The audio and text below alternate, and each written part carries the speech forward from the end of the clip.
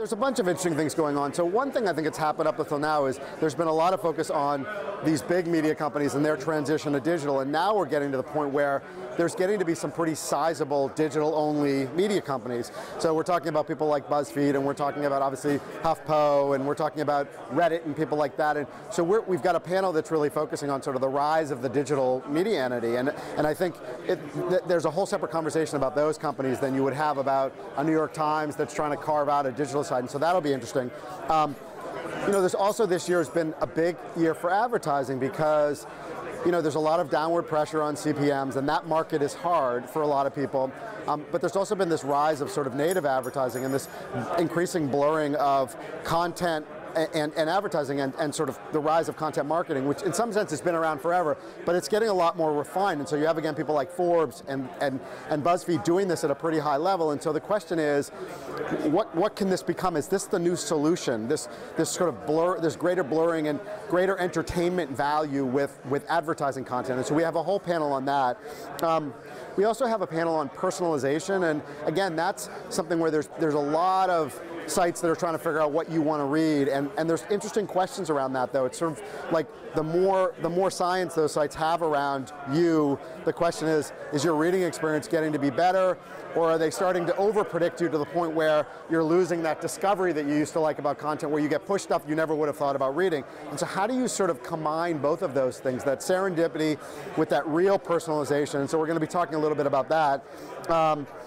I'm moderating a panel about the blogging elite that kind of looks at, that has Andrew Sullivan and Andrew Ross Sorkin and Maria Popova, and the question is sort of, with a lot of these bloggers, you reach a point where you have huge audiences and these people are individual brands, and so what do they get out of being part of the New York Times or being part of the Atlantic, and is there some value to them, or can they just go off and do their own thing? And Andrew Sullivan's trying to do his own thing, he has a paywall up now, and is that the wave of the future for these people, is just to do their own thing and kind of hive themselves off?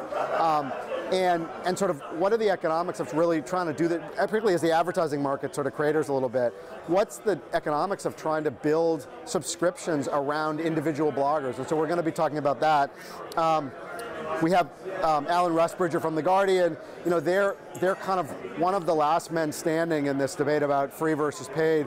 Most of the big newspapers in the US are now have a paywall up, and The Guardian is sticking to this free to the death philosophy, and so they're going to be there to talk about that, and they're a huge newspaper and they're expanding in the US and globally. And then we're also going to talk with VCs and talk about, you know, where the money's going. We have John Borthwick from BetaWorks, and they're invested in a lot of really interesting content companies among other companies, and so we're going to follow that of, you know, where's the smart money headed these days. We also have Aereo, the founder of Aereo, and you know, Aereo is fascinating because they're really trying to disrupt the TV business, and it's not an easy one to disrupt. I mean, if you thought the newspaper business was tough to disrupt, then you haven't seen nothing yet.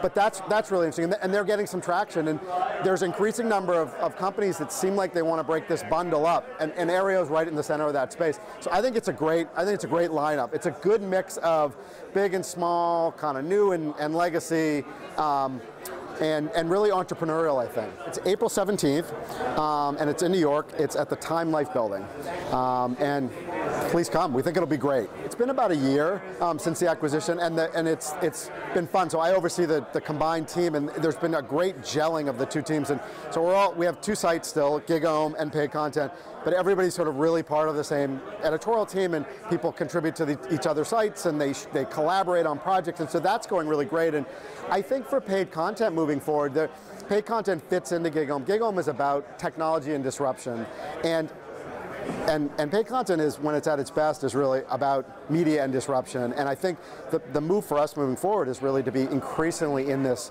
make sure we're in this disruption space. We're not covering the media industry for the sake of covering the media industry. We're really looking at innovation, experimentation, change, and really trying to focus on where people are doing things different. And that may happen at a big company, it may happen at a small company, it may be happening at the app level, it may be happening at a website level, but we're really trying to laser focus on that, where that change is happening and what people are learning from it. And I think that's where we do our best work, and that's really what GigHome was all about. And so there's a nice kind of synergy between the two.